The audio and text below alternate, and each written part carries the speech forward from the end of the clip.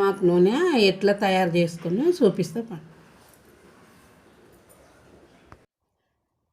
ఇగో ఈ ఆయిల్ కాగబెట్టుకుందామని ఇగో కలవంద ఇట్లా తీసి పెట్టుకున్నా. మొత్తం కలవంద గుజ్జు ఇది రాకుండా దీనికి వెళ్ళి ఇట్లా తీసి పెట్టుకున్నా. ఇగో కొన్ని మందార పాకులు, కొంచెం కళ్యామాకు, కొన్ని ఉల్లిగడ్డలు, ఇవన్నీ మిక్సీలో వేసుకోవాలి. మిక్సీలో వేసుకొని నూనె మసలేటప్పుడు వేయాలి కొంచెం వాటర్ పోసి.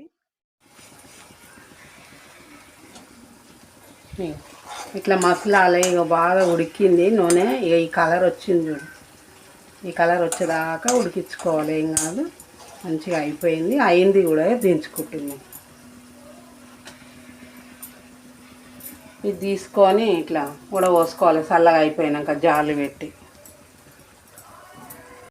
నూనె ఇట్లా అన్నీ వేసి మసిలిపోయింది కాబట్టి ఇక ఇట్లా వడపోసుకున్న జాలితోటి ఇట్లా పడుతుంది. జాలితోటి వేసుకోవాలి, మంచిగా ఉంటుంది. ఇట్లా ఎంటికలు కూడా తొందర తెల్లగా కావంట, నల్లగా ఉంటాయి. ఎంటికలు కూడా మంచిగా ఉంటాయి, ఖరాబ్ కావు. చేసుకోండి మీరు కూడా.